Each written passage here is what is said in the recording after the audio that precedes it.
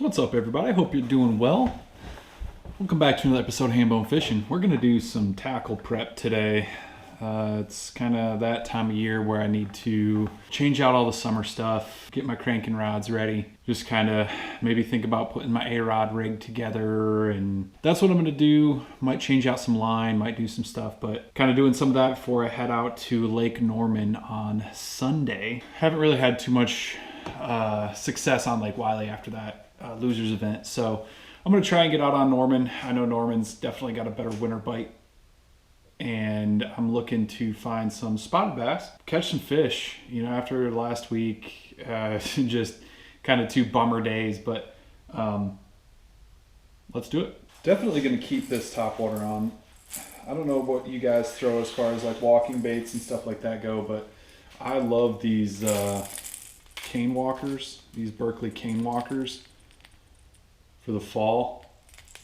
This one's chrome. I've got one that's kind of like in a ghost white color too, but that one I'm going to keep on. You know, those spotted bass, they'll come up schooling, and sometimes you can call them up just a little bit with like you know, in certain areas, if they're around, they'll come up and smack the crap out of one of those cane walkers. So those are always exciting bites. I am going to switch out this drop shot line though. I got to take a bunch of this drop shot line off because I get a bunch of line twist. That's what happens, at least for me, and I'm pretty sure for most people, is when you kind of Texas rig your drop shot like that, you get a little line twist. I don't know, maybe somebody can tell me how to avoid that, but I have a feeling it's just because my worm isn't straight. Don't judge me. It just happens. It's a little bit to the left, okay? That's just how it goes. If anybody has tips on how to, outside of just that, but just to avoid the line twist. And also, so I'm using these cover shot hooks. And I'll be honest with you, this is a 2-aught, and the points don't last for anything on these things. If you're gonna use these hooks, make sure you have a file so that you can straighten that point out as you go. I've caught like 2, maybe 3 fish on this hook, and the point is just, it's bent. I don't know. I don't think I got hung up on anything. I mean, it definitely wasn't from like a tree or rock or anything like that. I don't know. But these hooks, they do not keep a point very well, so make sure you have like a little file so that you can straighten that that point out, and that'll help you out.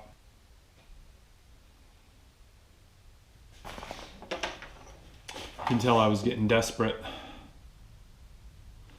my last trip. That is the bait that fish just absolutely cannot resist. Benjamin! I've still got a bunch of them. Some chartreuse. This, I don't know what this color is, but I might throw them every now and then. I'll keep it with me anyway. So this spinning rod, I'm really not too sure what to do with. I might just keep this wacky hook on there and throw around the sassy stick if it gets to be really, really bad. I just haven't decided yet. Maybe even nose hook. Lost my flukes. I don't know where my flukes went. My Hambone flukes. That or just nose hook Dizzy Diamond and just kind of throw that around. I don't know. I'm just gonna leave it. If I want to put a Ned rig on it, I will. If I want to put a shaky head on it, I will. But I mean, most of those cases, I'm going to cover that type of water with a drop shot or a jig. So this guy's staying. The old True South fathead jig with the BizBaits cutter craw trailer. Claws are stuck together right now, but that's a good looking jig right there. This is 20-pound fluorocarbon on here. Went on one of my last videos on Wiley when I was skipping the jig around.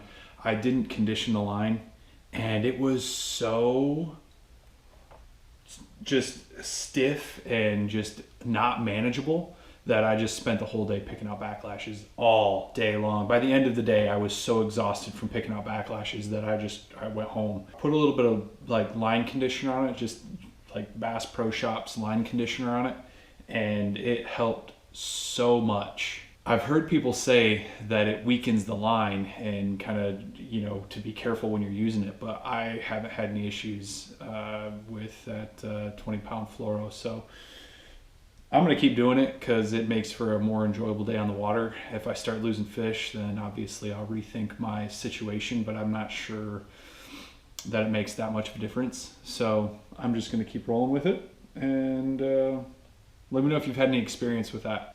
Oh, there they are. There's my flukes. Look at Hambone. Keep these up there. You like my my sophisticated tackle storage solution here? So I'm gonna throw on a chatterbait with one of these razor shads by Z-Man. And I'm not a huge chatterbait guy. This is not a jackhammer either. I own a jackhammer. I feel like I had to refinance my house in order to afford one, but I do have one, and it's not in a white color, so it's not a shad pattern anyway.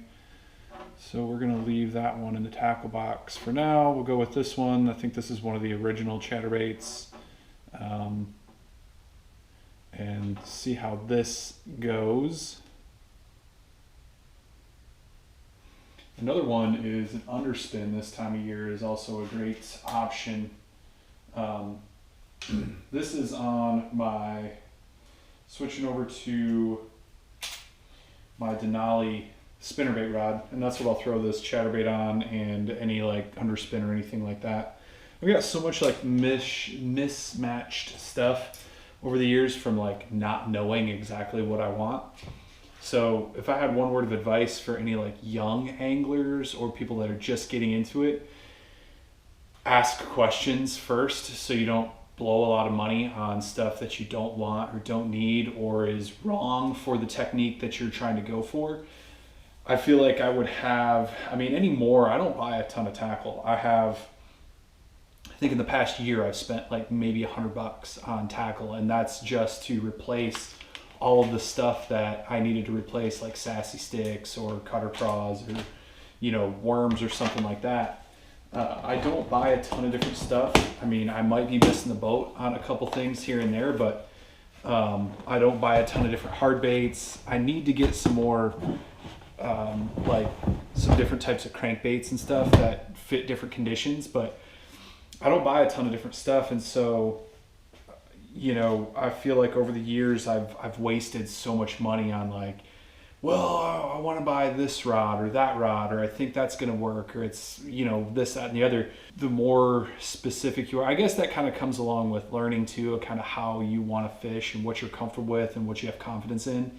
You know, right now I could get by with a jig rod, a top water, you know, like a sassy stick rod, which is what I have now in my spinning gear, and then like maybe a crankbait rod or two, so throw a buzzbait on, top water. That would be it, really. I mean, that kind of covers just about everything that I do here in the Carolinas. I could probably use a frog rod. I don't fish a ton of grass a lot, but if I'm going to go down to Santee or something like that, then that's definitely going to have to be something that I get. But other than that, I mean, like I said, ask people what is the best, because especially in like the Queen City group, they're going to have a ton of information. They're going to point you in the right direction. They're going to tell you what you should look for in the rods that you're getting, or the reels, or, you know, that kind of stuff. I've made a lot of mistakes when it comes to buying gear. Bought a lot of baits that I don't ever use, and I've bought a lot of like rods and reels and stuff that I don't ever use. So definitely take my advice and let me be the one that fails for you, because you don't want to waste that kind of money. So in this one, I'm just going to throw a jerk bait. I think this is a Berkeley deep diver, I believe. I don't know. Again, it's been so long since I bought this. I don't even remember. So, but this rod has a shorter butt on it. And in a kayak, it is very difficult to get that snapping motion that you want with the long butt of a rod. You're not typically standing up when you're throwing a lot of the baits, so it can be a little cumbersome. This is a medium action rod, perfect for like cranking and throwing a jerk bait and that kind of stuff. So that's what I'll be doing on that one. All right, so that's gonna be my lineup for Sunday. Got some things to do tomorrow, but Sunday I'm gonna get out there. I've got a walking bait, I've got a jig, I've got a drop shot, I've got a chatterbait, and I've got a jerk bait, and then I have my another spinning rod that has just kind of a wacky hook on it. I might throw a sassy stick around a little bit if I find the right area. You know, maybe if there's some bait stacked up somewhere and they're just not wanting to bite moving baits, I can throw the drop shot, or I can, you know, if they've got that bait pushed up high, I can throw the sassy stick around and get some bites that way. So that's what we're hoping. I will definitely have the A-rig in the boat as well, because you just never know. I don't want to throw it.